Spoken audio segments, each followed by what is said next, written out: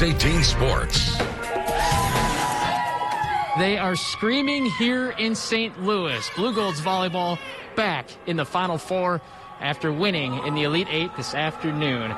The baseball team down the street here in St. Louis has a phrase, that's a winner, and that is exactly what UWEC is tonight.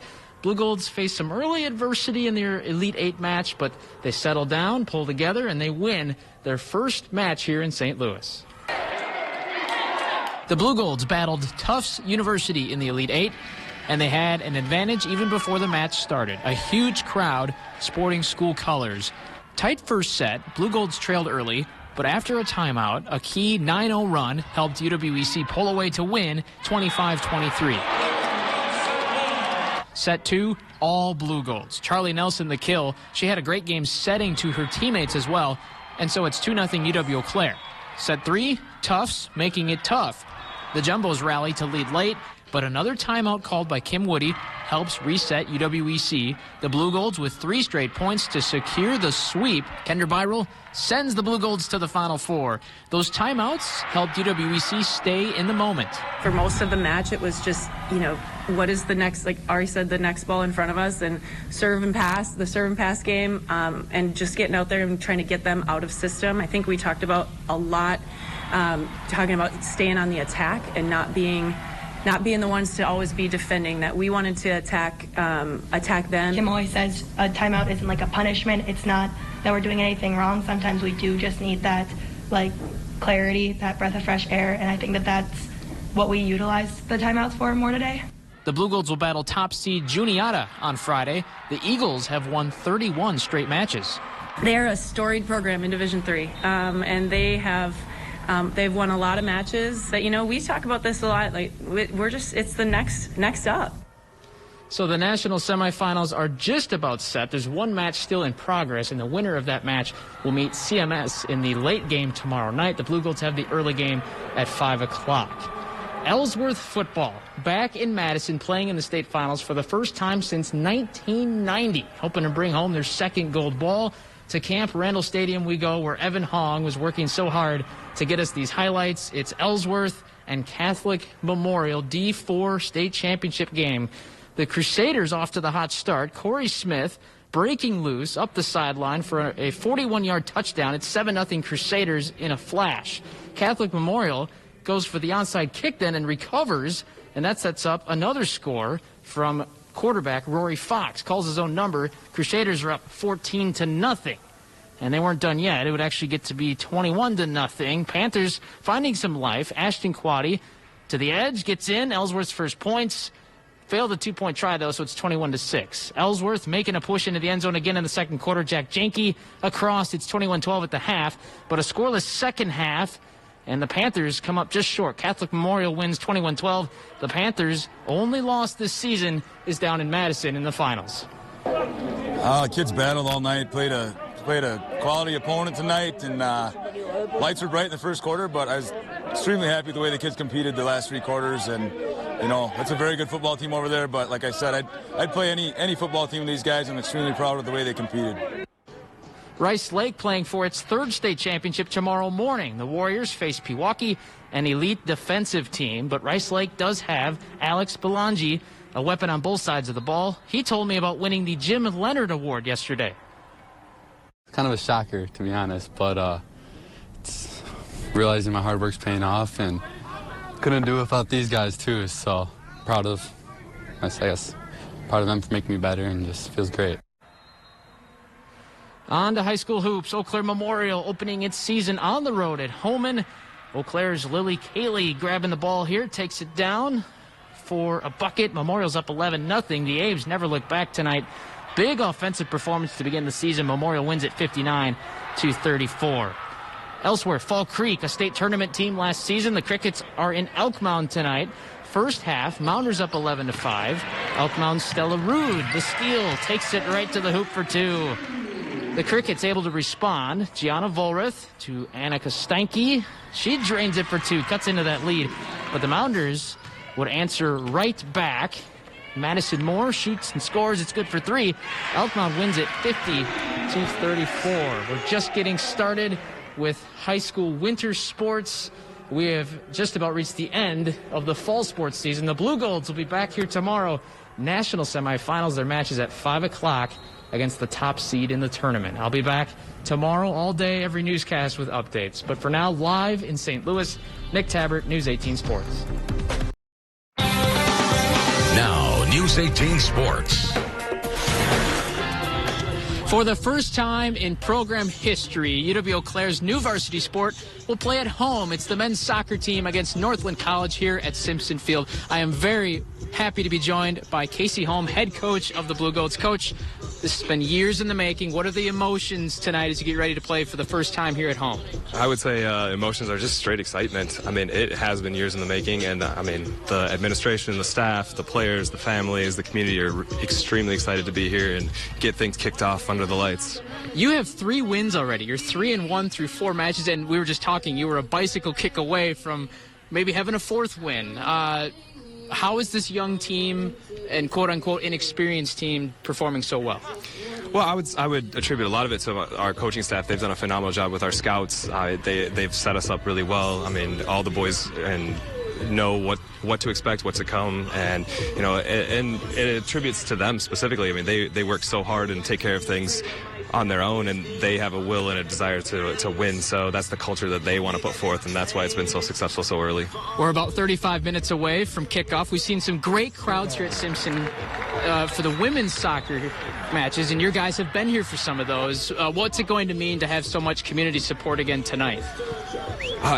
We're just elated to get this kicked off. The whole growing up was a Field of Dreams fan, so if you build it, they will come, and we feel that having a field here on campus at Simpson Field specifically with the turf and everything, people are going to come and they're going to really enjoy this. How do you beat Northland tonight? Well, I mean, we have our scouting report set, and if the boys execute it, we'll take care of it. All right, that is Coach Casey Holm. UW-Eau Claire men's soccer about to play their first home match in history. It'll get started at 7 o'clock here at Simpson Field. We'll have the highlights and the reaction from Coach Holm and the boys tonight on the 10 o'clock news.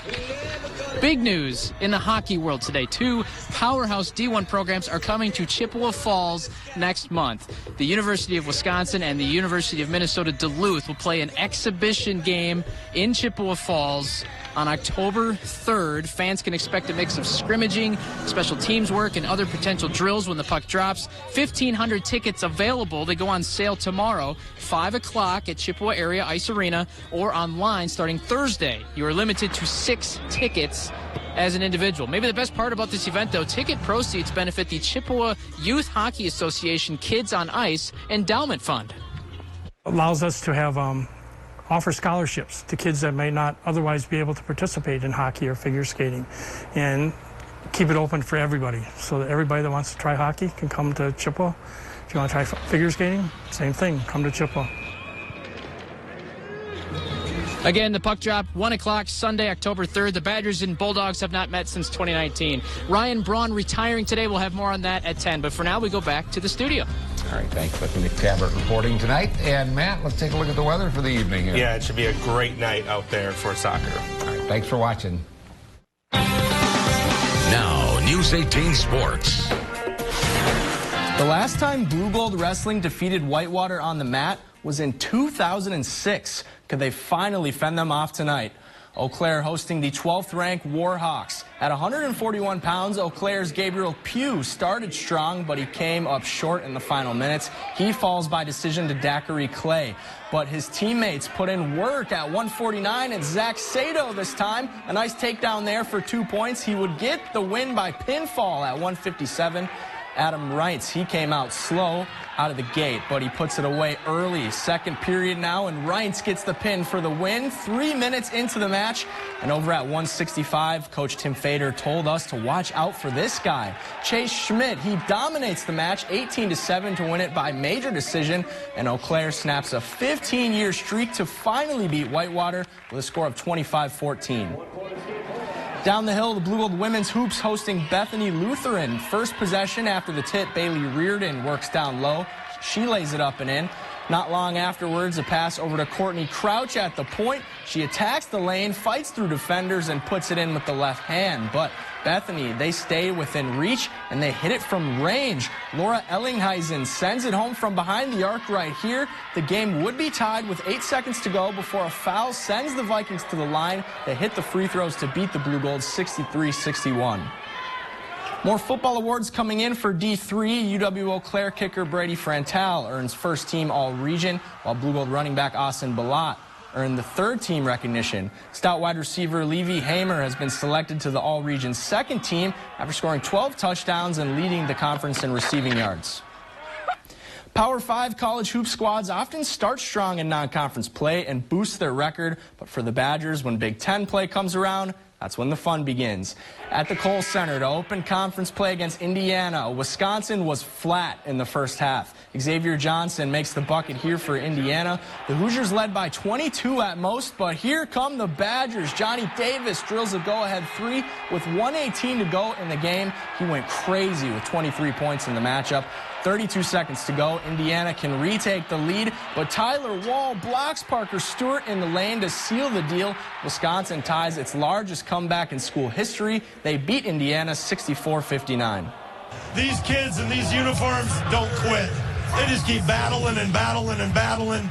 I'm so proud of them because there's absolutely no quit in them. As bad as we were in the first half, I didn't know that team at halftime. Said, I don't know who you guys are, but I want the team back that I've seen the previous 8 games. Great win there. Well, Huskies boys hoops has been right on the edge of a deep playoff run in recent years. This could be the year to get over the hump, but they aren't worried about that right now. The Huskies are 2-1 to start the season, beginning with a tough loss to a strong La Crosse Central team. But every game is tough. They know that. With a solid returning cast and added depth in the lineup, the Huskies have the talent to be successful, but of course they're taking it game by game. Today is the first day that we've even talked about Memorial. I mean, we kind of play every game, focus on every game as it comes. We really aren't focused on what that's going to look like at the end of the year. We're focused on living in the moment and continue to get better. And then you hope for those little things when you get to that point have allowed you to put yourself in a position to be successful. Well, he mentioned Memorial. The Crosstown Showdowns are around the corner. The boys play Friday night at Memorial, and the girls play tomorrow at the Doghouse. The Bucks beat the Heat at home on Saturday. Tonight, a rematch down in South Beach. The Bucks down 7. Drew Holiday makes things interesting from deep. He led Milwaukee with 27, but the Bucks could not get back out front. Chris Middleton gives it up. Caleb Martin steals and slams it home for the home crowd. Milwaukee loses 113-104. Great news for Packer fans. Cornerback Jair Alexander practiced for the first time today since injuring his shoulder against the Steelers in October. Chicago's getting rookie Justin Fields back under center, set to return from a rib injury, and in Green Bay, with Rodgers ailing toe and Jordan Love on the COVID list, Kurt Benkert took first-team snaps. But rest assured, number 12 will play against Chicago, hoping to prove that he still owns the Bears. I take a lot of pride in that. I think it goes to the way that I prepare. And there's not many better feelings in this life than being counted on to perform your best and coming through, exceeding the expectations of people who need you to be at your best and rely on you and look to you and count on you to be great. It's one of those special feelings that you just can't get outside of the game. More news coming up next.